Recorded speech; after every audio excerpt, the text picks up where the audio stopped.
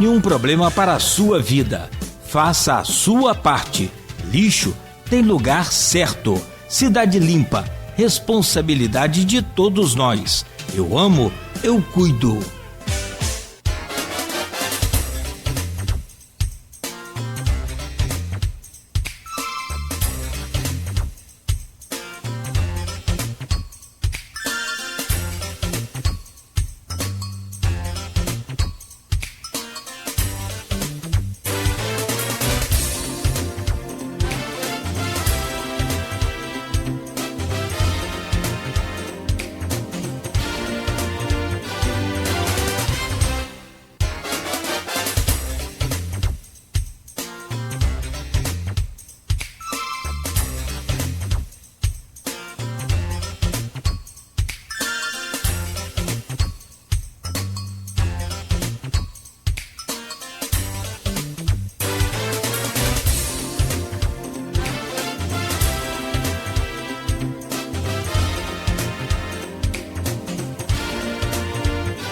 Sete horas 49 minutos em Campos. Voltamos ao vivo com o Folha no Ar, com todas as informações importantes aí para você começar esse novo dia. Para quem está chegando agora, muito bom dia, seja bem-vindo, seja bem-vinda. Campos que tem o tempo nublado, o sol chegou a ameaçar aparecer aqui, mas voltou a nublar e deve seguir assim, pelo menos em boa parte da manhã, e a temperatura hoje não deve passar de 26 graus, segundo o Instituto Nacional de Meteorologia. De máxima, a mínima é de 19, agora faz 21 graus aqui no centro da cidade. Voltamos no oferecimento de Proteus, serviços de saúde e medicina ocupacional, qualidade certificada ISO 9001-2015, Unimed Campos, cuidar de você, esse é o plano. Laboratório Plínio Bacelar e vacina Plínio Bacelar, cuidando bem de tudo que te faz bem. Hoje estamos conversando com a Fátima Castro, presidente da Associação Irmãos da Solidariedade, completando 35 anos. Deixa eu pedir ao Aloysio Abreu Barbosa, hoje na bancada conosco, para abrir esse bloco aí, por favor, Aloysio. Fátima, a gente falou muito da realidade dos soropositivos aqui em Campos, não só em Campos, como no norte fluminense, que você atende gente de vários outros municípios aqui. Mas como diria Capi, vamos começar pelo nosso canavial. Qual é a realidade hoje do soropositivo em Campos? Olha, você sabe que eu não trabalho com estatística, né? Mas no último dado aí, você, aqui do CEDIP, parece que tem 5.000 e poucos soropositivos em Campos, né? Isso que fazem tratamento lá com eles. Fora as pessoas que não... Estou falando Campos. Fora as pessoas que têm o vírus e não sabem. E isso me preocupou muito, porque a última estatística, os jovens estão prevalecendo, os jovens estão sendo contaminados, aumentou muito. E assim, parece que eu até tomei um susto, eu falei assim, gente, isso retomou, não pode retomar, a gente não pode andar para trás nessa condição aí de tanto arsenal que nós temos para poder os jovens estar se contaminando, entendeu, Luísa? Eu fiquei muito preocupada mesmo, sabe? Isso para Campos é muita coisa hoje. Realmente, essas estatísticas, você se referiu, a gente falou também no bloco passado, realmente são assustadoras, né? Os jovens hoje, uma incidência grande de contaminação porque não tomam as precauções devidas, né, durante a relação sexual e acabam se contaminando. Sem nenhum pudor de ordem moral, mas questão médica mesmo, é questão de saúde pública, né? Agora, Fátima, vamos voltar um pouco falar da história no Brasil e no mundo, porque a AIDS começou a ser falada, era chamada de câncer gay, nos anos 70 do século XX. Verdade. Nos anos 80, teve um caso que mudou a maneira como o mundo enxergava a AIDS. o ator galã Rock Hudson, né? Famoso pelas comédias românticas com Doris Day, era homossexual, mas não assumido, né? E aí ele velho, já ali nos anos 80, ele assume que é gay e ele fala que está com AIDS. Então foi... E depois um pouco dele, também ali no final dos anos 80, a gente teve dois outros casos emblemáticos.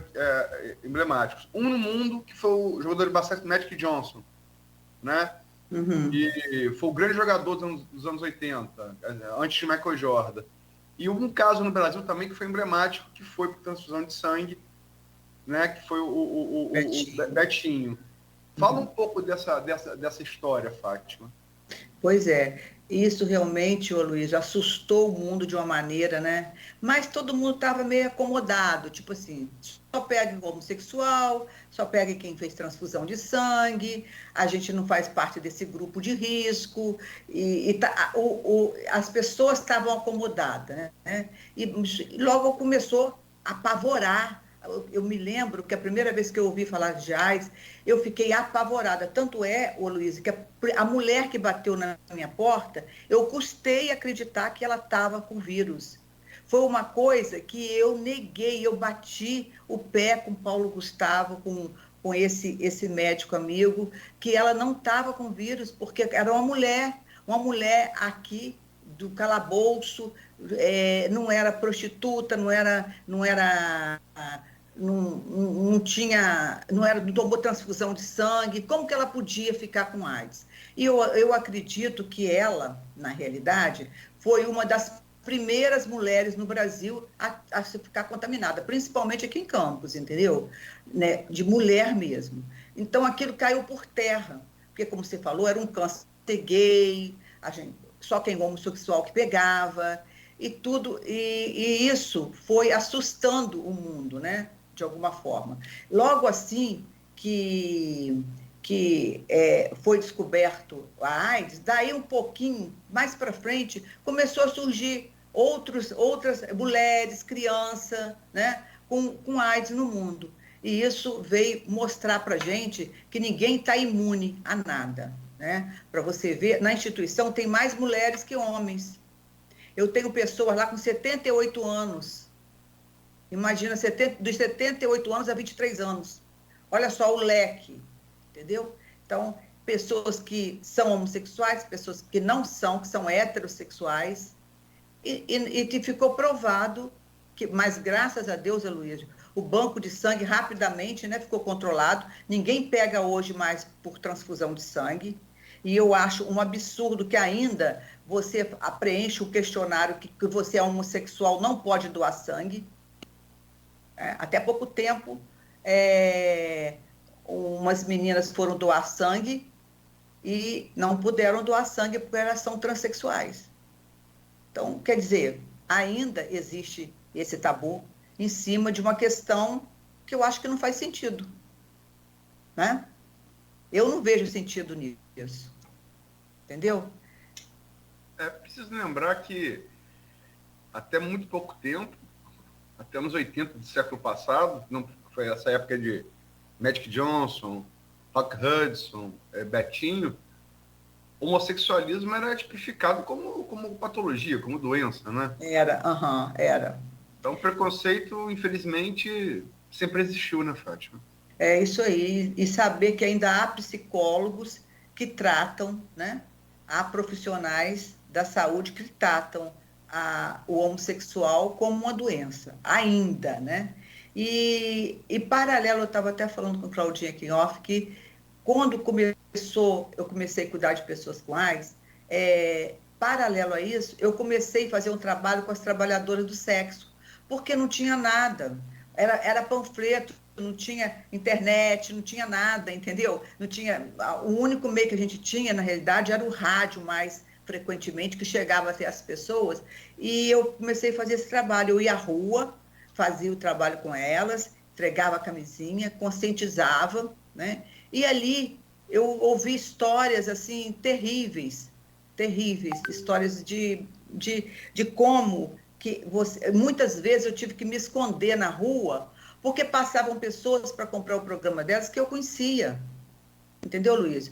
Então, existe uma hipocrisia na sociedade que você... E por aí, eu tinha esse sonho meu, caiu muito por terra, né?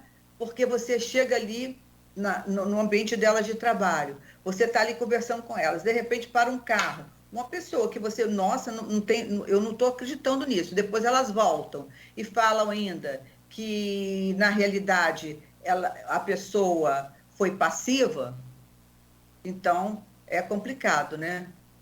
De você entender que no outro dia aquela pessoa estava com você e você, né, com valores morais pesados. Enfim, é muito complicado. Foi ali que eu aprendi muita coisa com elas. Tanto é que desde aquela época, né, me coroaram como madrinha gay, diva gay, que essas coisas todas, né? Então, até hoje, eu dou, se tiver que dar um emprego na associação, eu dou emprego aos transexuais, porque é difícil eles terem uma chance, uma oportunidade, entendeu?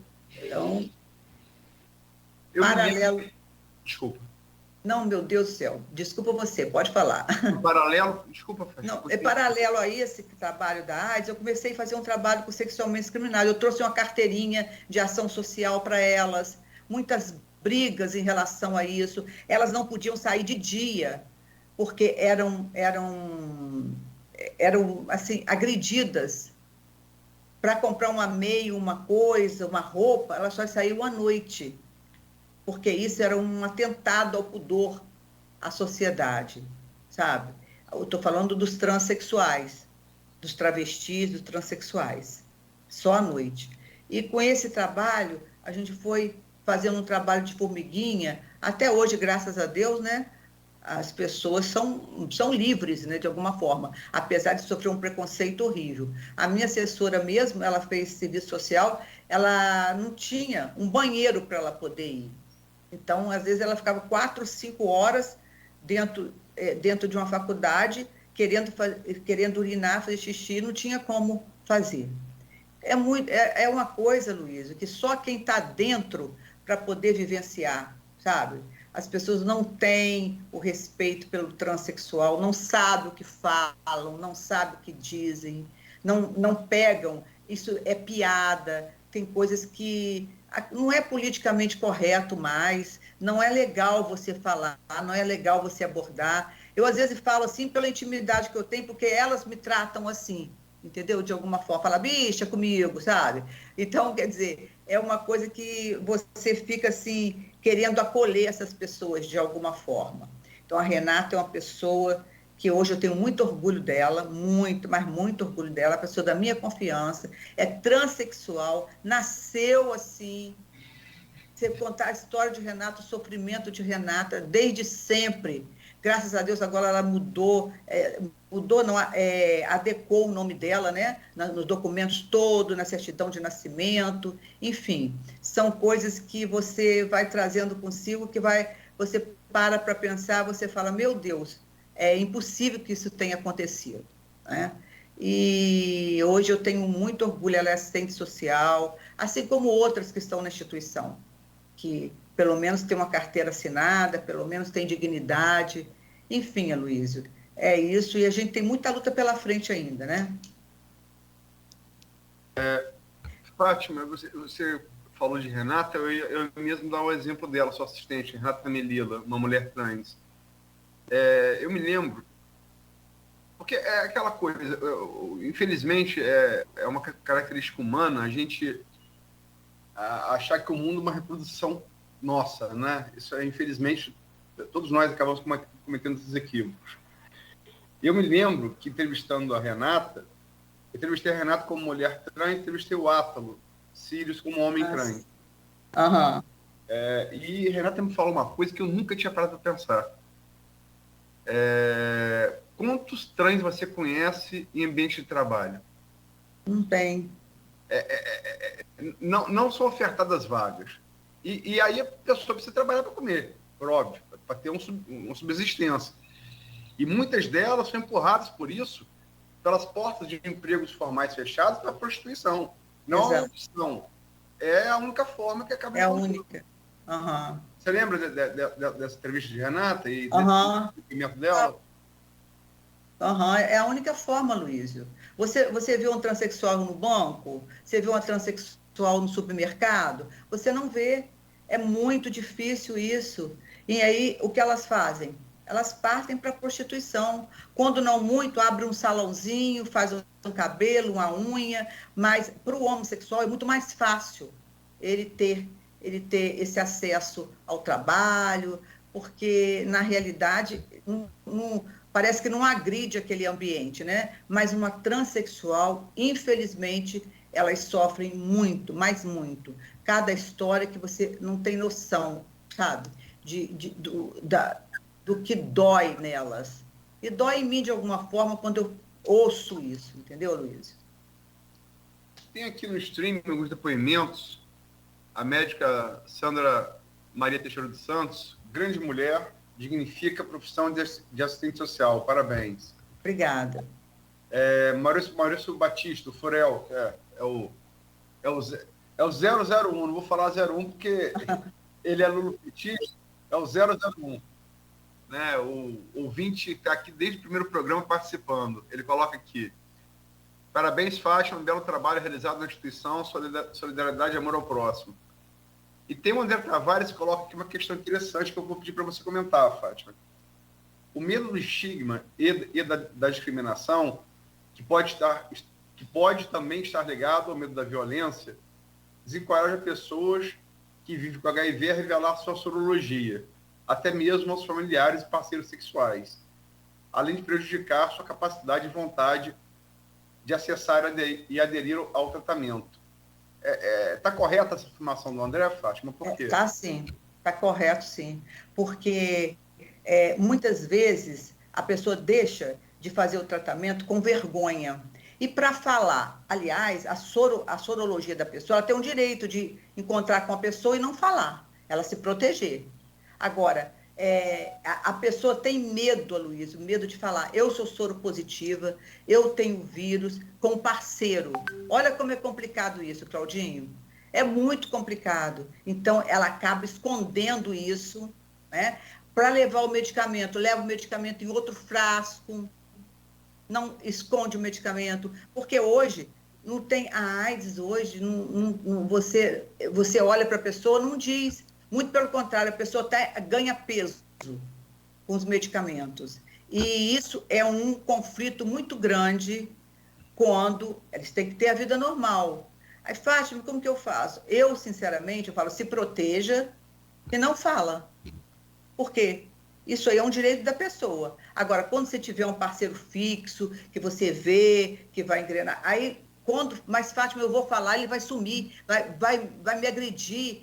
Olha, é um conflito, é uma situação muito delicada, essa de falar sorologia para o parceiro, sabe?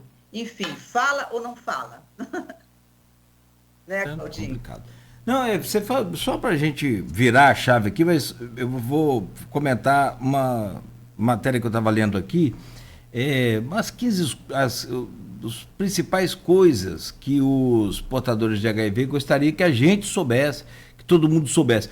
Por exemplo, você falando aí que engorda e que mudou isso, melhorou, graças a Deus, as mulheres, é possível ter uma gestação saudável, um bebê completamente imune, ela mesmo sendo portadora. Então, verdade. Porque é aquilo que eu falei para você, a carga viral dando indetectável. Você pode ter uma gestação que você não vai passar o vírus para o bebê. Olha que coisa maravilhosa. Entendeu? Ou seja, você se cuidando, isso aí, Claudinha, é os 9 meses, é o tempo todo. Porque a saúde do soro positivo vai depender da carga viral deles. Se a carga viral tiver 200, nossa, aí completamente tem que correr.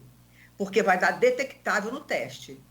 Então, o CD4, CD8 é o termômetro que vai indicar se você está bem de saúde, se você não está. E isso você tem que fazer sempre. Agora eu te pergunto, como que uma pessoa que mora no meio rural, na zona rural, pode ter esse tipo de tratamento. Pode ter esse tipo de acesso a médico, a dentista, esse tipo de acesso a um exame. Olha, o exame hoje, ele fica pronto em 10 minutos. Antigamente ficava pronto em 4 meses. Olha só, que loucura, em 4 meses. Então, evoluiu muito. A AIDS virou uma doença crônica, mas que não tem cura, e que se você não se cuidar, você vai morrer de AIDS. Você vai morrer de uma... a AIDS não existe, é uma síndrome, né? É um conjunto de sinais e sintomas. Você vai morrer em decorrência do vírus, de uma doença oportunista no seu organismo. Então, graças a Deus, pode. A minha filha, né, que você sabe que eu tenho a minha filha maravilhosa, que Deus me deu esse presente, ela nasceu soro positiva, mas ela, pelo cuidado, na época, 15 anos atrás, que eu tive com a mãe biológica dela, de correr, inclusive, lutei muito lá nos plantadores de cana para fazer uma cesárea nela. Briguei. Eram 2 horas da manhã, eu estava brigando. Eu achava impossível que aquele médico quisesse que essa minha paciente tivesse parto normal, sabendo que se ela tivesse parto normal, ela ia infectar a minha filha. Não tinha jeito. Porque você com vírus, você com AIDS, com a carga viral baixa, tendo parto normal, você vai infectar o bebê. Corri muito para poder, quando o bebê nasce, você tem que dar um AZT, você tem que dar uma dose de AZT à criança. E a minha filha ficou com a sorologia positiva até 4 meses, até 4 anos. Com 4 anos, ela negativou. Não negativou, na realidade, ela pegou anticorpos do vírus da mãe biológica dela. Entendeu? Então, é um processo muito cuidadoso, viu, Luiz, que tem que ser feito quando essa pessoa tem um vírus. Ela tem que ter um cuidado muito grande com a saúde dela, não pode descuidar. E o Brasil é muito grande. O Brasil é muito grande, né? E isso me preocupa muito, a zona rural e o acesso a médico, a medicamento, que a pessoa possa conseguir. Vai atrasar o medicamento, tipo assim, eu não consegui pegar, vou pegar o mês que vem. Não pode. Entendeu? É complicado, né? É uma logística séria aí. Ó. Um caso a ser olhado com carinho mesmo, com atenção. Ô, Fátima, virando um pouco a chave, ontem você colocou lá que postou nas suas redes sociais o bolo, teve café, enfim. Teve. Foi bacana, ficou registrado aí esses 35 anos. Pelo levantamento que eu fiz, 35 dá exatamente 1988, que foi o finzinho já do governo Zezé Barbosa, né, o saudoso Zezé Barbosa.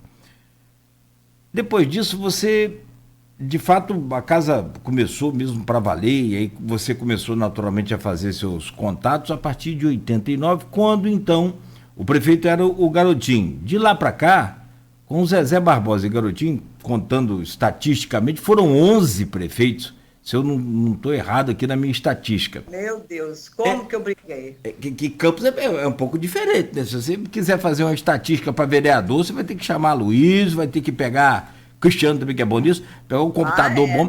Porque não, chama só Luiz, só. Sim. Tá bom. Não, e aí você pega e começa a notar que fulano entrou no lugar de Bertano por causa daquela operação, um check-in, aquele negócio. Então, verdade. Enfim, aquilo foi uma loucura. Mas no executivo, a gente quer levantar como é que foi a sua relação nesses 35 anos do então, vamos colocar, do Zezé Barbosa até hoje, o Vladimir Garotinho. Olha só, como você disse, Zezé Barbosa não tive muito contato com ele. Agora, Garotinho, eu tive, assim, uma meio guerrinha, porque a população falava que eu ia ser candidata, que eu ia tomar o lugar dele. Ele estava surgindo e eu também, entendeu? Com AIDS, com não sei o quê, estava sempre na mídia, estava sempre, entendeu? Isso aí não tenha vindo dele, tá? A gente ouvia falar nos bastidores, essas coisas todas, que eu ia ser candidata, que eu tinha uma chance muito grande, que essa madame é isso, madame, imagina. Então, aquela coisa toda foi, entendeu, Luiz? Foi aquele rumor, e eu nem pensava na minha vida. E eu já recebi N propostas, Sérgio Mendes está até de prova aí, e outras pessoas estão até de prova, que nunca quis, Rafael Diniz, está até de prova também, Ailson, eu nunca quis me envolver com política. Enfim, política partidária, né? Porque política a gente faz toda hora, todo dia. Então, o que acontece foi isso. Eu estava muito focada. E foi somente... Aí eu procurei Garotinho uma época para pedir a ele que ele me ajudasse. Eu já estava sentindo que lá ia ser uma coisa muito séria, onde eu estava, que me ajudasse a alugar uma outra casa. Só que ele pediu para eu falar com a secretária de saúde na época, lembro muito bem, a Alcione Taide, e ficou naquela coisa de promessa, sabe? Promessa daqui, promessa dali, e foi passando. Até que entrou o Sérgio. Assim que Sérgio entrou, ele desapropriou a casa lá, que me deixou mais tranquila. Porque até então, até o homem botar fogo na casa, eu fiquei nessa casa alugada, sabe? Uns 2 anos por aí, lá no Jardim Carioca. Só que ele estava ficando insuportável, né? As pessoas fazendo abaixo-assinado, não passava na rua e tal. Foi quando ele desapropriou a casa era pequenininha e era uma chácara enorme, entendeu? E aí, quando ele desapropriou a casa, eu fui fazendo puxadinho daqui, puxadinho dali. A minha família tem empresa de construção civil, eu pegava peão lá, fazia aqui, outro me ajudava uma coisa, outro me ajudava outra, entendeu? E foi construindo esse puxadinho, que até agora não caiu não, sabe, Cláudio? Até agora está ali.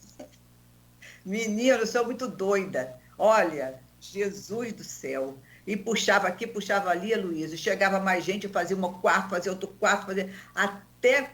Aí, quando chegou uma hora, não tinha onde botar a lavanderia, eu subi para botar a lavanderia. Meu Deus, e é isso, entendeu? E todos esses governos que eu passei, eu tive briga, sabe? As briguinhas aqui, briga ali, eu tirava a roupa, ficava nua. Olha, é muita coisa. Porque eu não era... Hoje eu estou calma, estou tranquila, sei conversar, sei esperar, mas antes eu não sabia, Luiz, era uma coisa horrível. Mas sabe o quê? Aquela loucura que eu tinha que fazer acontecer, que tinha que fazer no Ferreira Machado, porque olha só, uma vez eu entrei no Ferreira Machado, o que foi contado agora há pouco tempo na Câmara não foi verdade, eu estava presente, o médico não quis atender uma transexual, falando que não ia botar a mão no ânus dela. E aí eu comecei quase a sair no tapa com o médico, entendeu? Eu tive que chamar o diretor da época para poder me socorrer. E foi contado isso lá de uma forma não verdadeira, sabe? Eu estava lá e vi que o médico não quis atender, entendeu? Então, são coisas, assim vai puxando minha memória aqui, as coisas que vão acontecendo. Então, eu ia, brigava aqui, brigava ali, brigava para atender o paciente, que não, quando sabia o que era da instituição, não queria atender. Enfim, mas depois ficava tudo bem. Alguns governos atrasavam a nossa verba, que hoje é de R$50 mil, né? E pena que Vladimir não foi lá ontem, que eu queria pedir a ele um aumentozinho, sabe, Luísa? Porque a coisa está séria, só de medicamentos é um horror, porque o para AIDS tem, mas as doenças oportunistas não tem. Pressão alta, muita coisa. Eles têm muita infecção, muita doença, enfim. Mas o governo agora está sendo tranquilo para mim, né? Eu conheço Vladimir foi praticamente criado na minha casa, não é por ser criado na minha casa, mas é porque eu realmente tenho um acesso mais fácil a ele e ele tem chegado junto com a instituição em tudo que a gente precisa, sabe? E os outros governos também, Arnaldo foi maravilhoso, o Mocaibe foi maravilhoso, a Rosângela também, um certo rusgazinho aqui e ali, mas sempre nos atendeu, enfim. E a gente vai matando um leão por dia para poder sobreviver, né? A Rosângela é sua prima Rosinha. Né? Isso, a Rosinha. Mas... Fátima, gente... Não, para. Luiz, eu falo demais, pelo amor de Deus. Não. Eu nem sei que eu posso falar, meu filho. Fala. Não, termina, por favor, o raciocínio. Eu falei da... Não, mas agora também não sei. Eu ia falar coisa mesmo de que a imprensa me ajudou muitas vezes, nesses momentos, de verba atrasada, de precisar disso, daquilo. E sim que a imprensa chegava, olha, o aliado, né? As coisas aconteciam mais facilmente. Mandou aqui pelo WhatsApp uma mensagem, o reitor do IFE, professor Jefferson Mendes Azevedo. Bom dia, Luizinho. A gente é amigo da adolescência, ele me chama de Luizinho, eu chamo ele de Jefinho. Bom dia, Luizinho. Por gentileza, transmita a Fátima toda a nossa admiração pelo seu compromisso com a vida e com os outros. Um orgulho para a nossa cidade. Fraternal abraço. Obrigada, Jefferson. Obrigada. E por falar em Jefferson, Fátima, já que Cláudio Nogueira virou a chave um pouco aí para a política, ano que vem, 6 de outubro de 2024, vão ter eleições municipais no Brasil todo, né, inclusive em Campos. Campos, por ser um município de mais de 100 mil, desde 88, aliás, a eleição que a Nogueira se referiu, Campos já tinha mais de 100 mil. Só que a Constituição, ela foi feita em 88, passou a valer só 89 no segundo turno. Tanto que veio o segundo turno entre Collor e Lula, o presidente, né? Talvez se tivesse segundo turno em 88, a história fosse outra. Mas, enfim, não existe.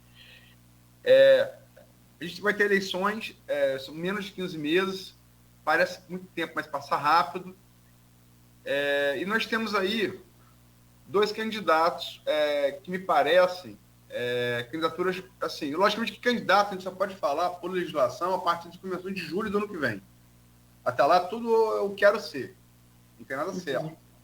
Mas 2 candidaturas que parecem não ter volta. A natural, de Vladimir, que é prefeito, né? É um governo bem avaliado, segundo pesquisas, bem avaliado. Quer dizer, natural que ele queira se candidatar à reeleição. E a de Jefferson pelo PT, por tudo que a gente tem ouvido, o PT voltou ao comando do país, tudo que a gente tem ouvido do partido, do nível nacional, estadual e municipal, indica que Jefferson também vai ser candidato se não tem volta. E temos outros aí que talvez dependam de circunstâncias. Caio Viana, deputado federal, Tiago Rangel, deputado estadual,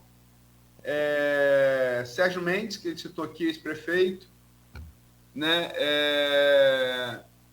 A gente tem a pacificação Garotinho Bacelar. Se a pacificação for até a eleição, tranquilo.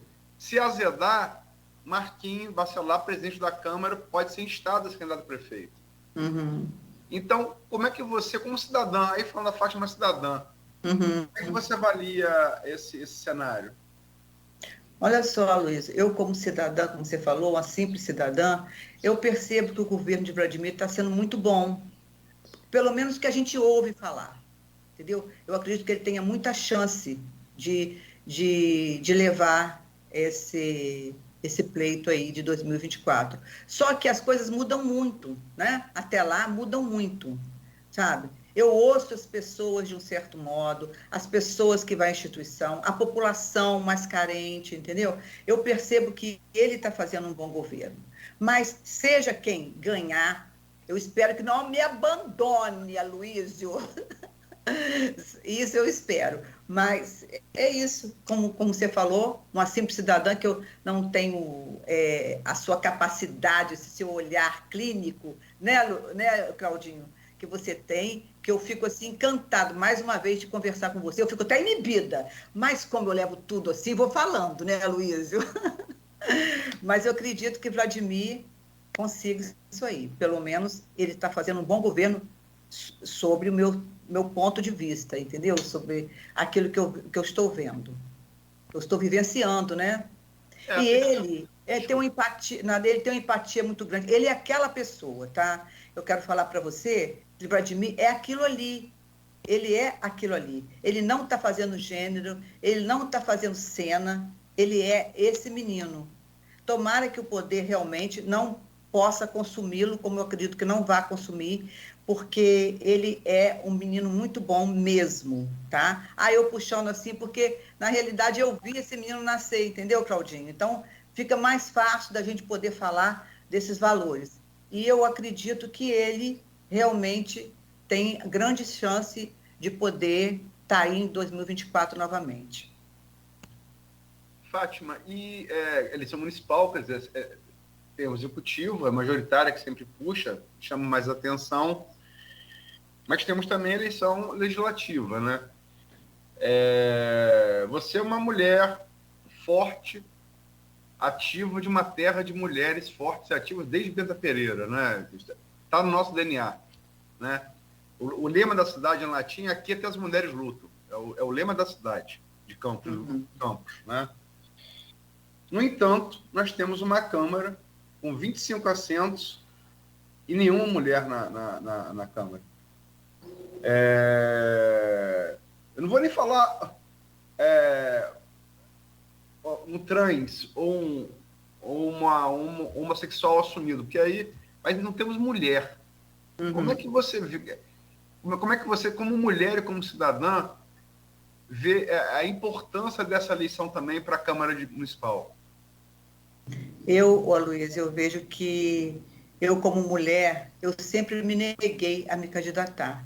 Por quê? É um meio que, pessoalmente, eu não teria condições de enfrentar, sabe? Tem que ter muito jogo de cintura, tem que ter, não que a gente não que eu não tenha, né? Eu percebo que as mulheres fogem um pouquinho desse pleito, dessa condição, por conta de tudo que elas veem e que a gente vê dentro da política.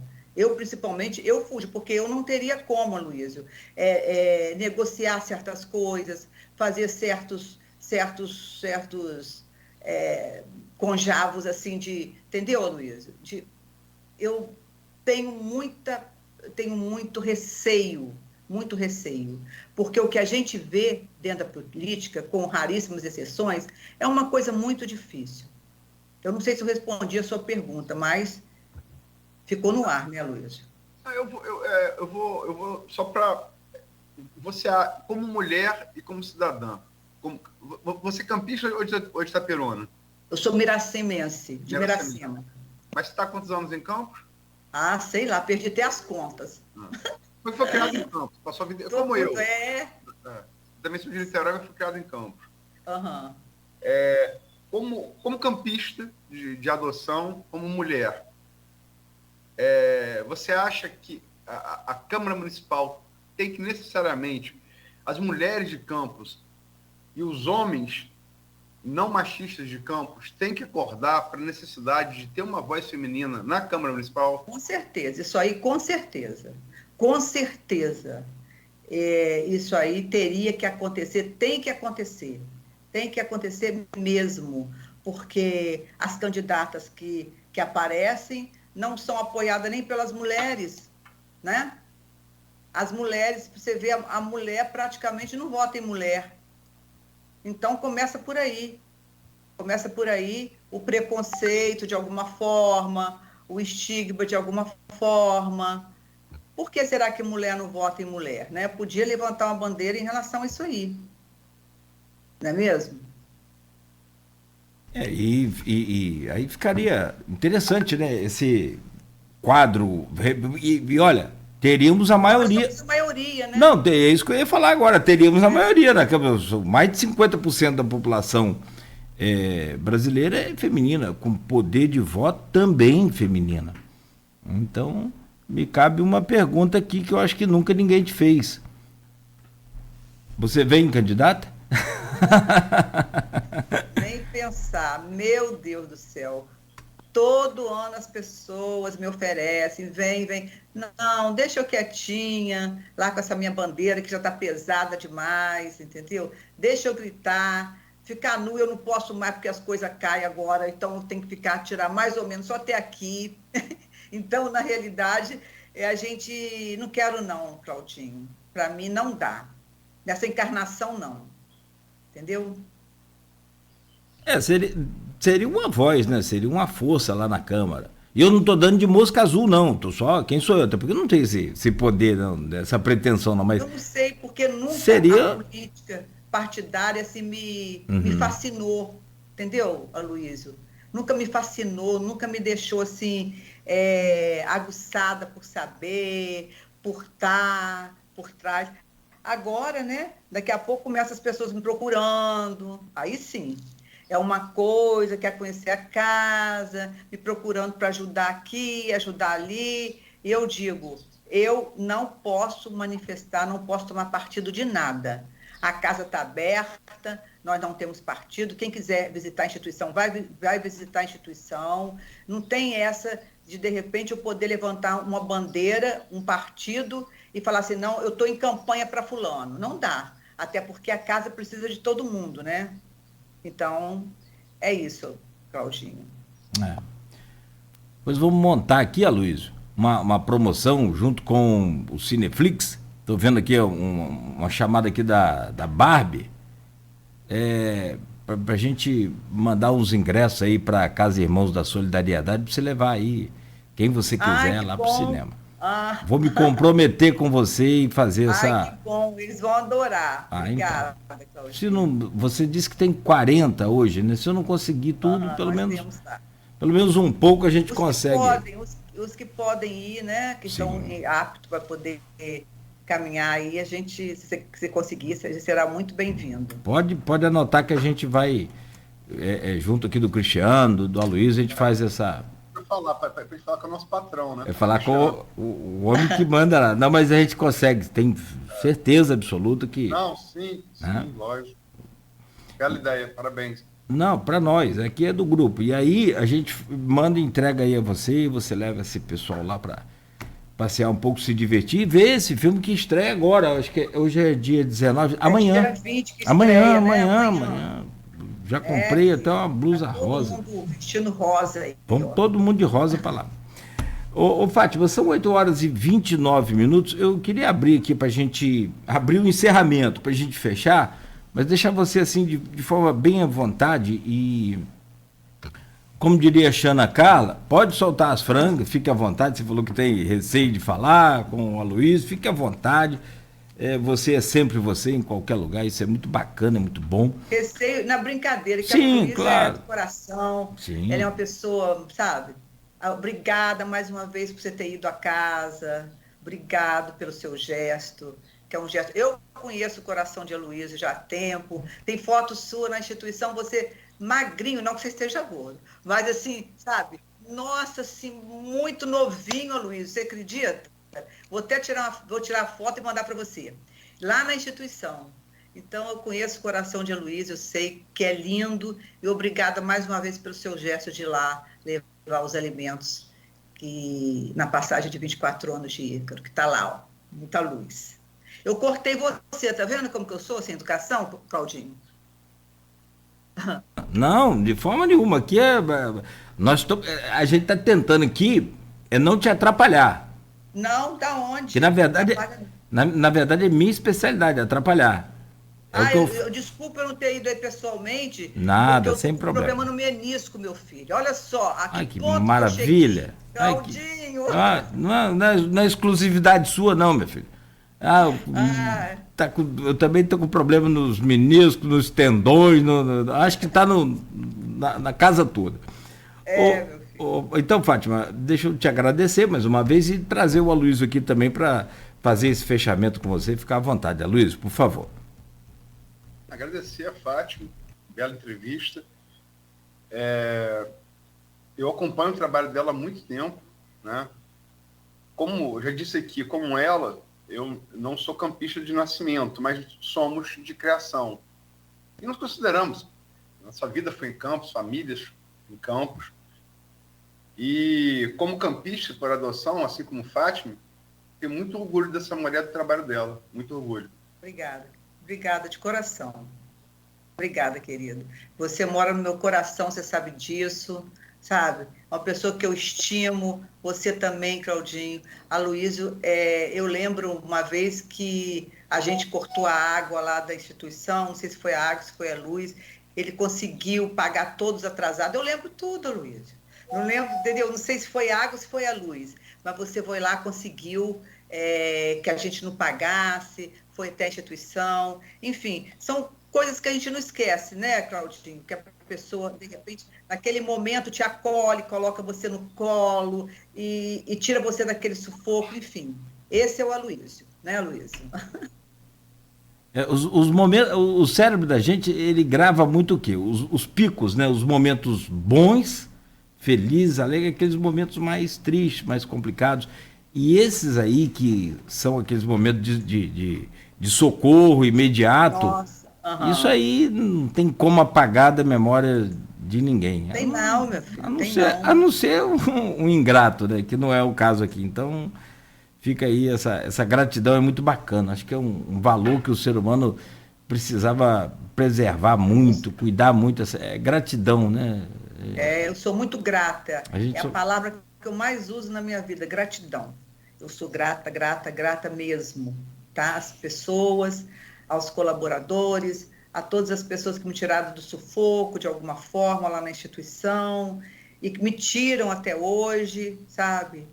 E só tenho mesmo que falar isso aí, gratidão, Claudinho. Vou fechar aqui com a Aloysio e assim como ele também, nós entrevistamos recentemente a Renata, e ela compartilhou com a gente aqui um dos dramas da vida dela. Eu acho que todo mundo chorou na hora aqui.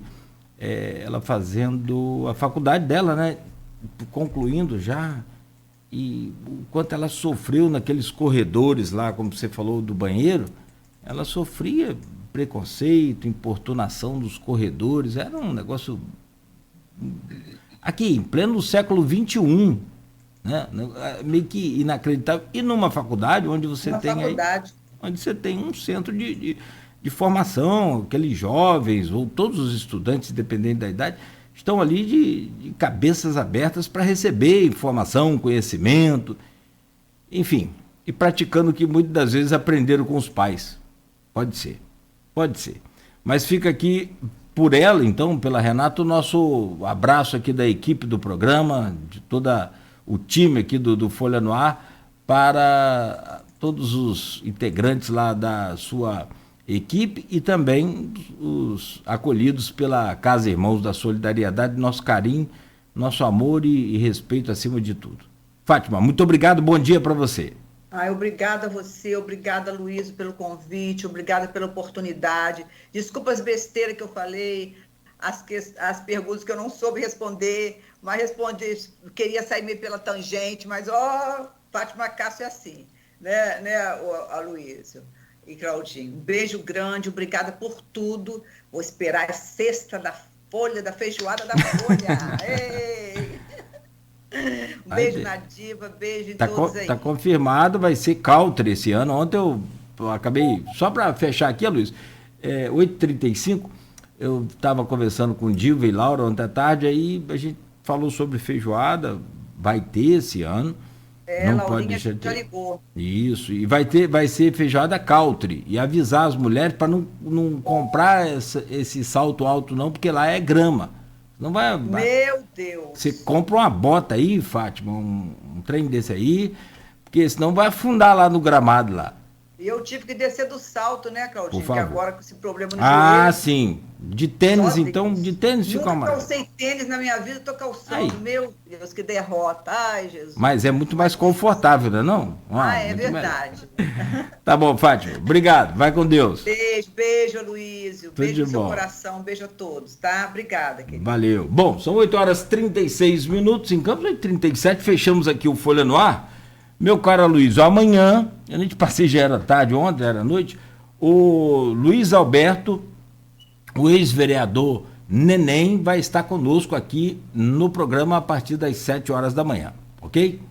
Perfeito, Nogueira. Falar sobre perspectiva do empresário em Campos, né? E também falar de política. Boa, grande Neném. Vai estar com a gente aqui amanhã a partir das 7 horas da manhã. E você também, claro, evidente, contamos com sua audiência, agradecemos por hoje. Estaremos de volta amanhã às 7. Oferecimento de Proteus, Unimed Campos, Laboratório Plínio Bacelar e Vacina Plínio Bacelar. Continue ligado, continue aqui na Folha FM com muito mais música e informação.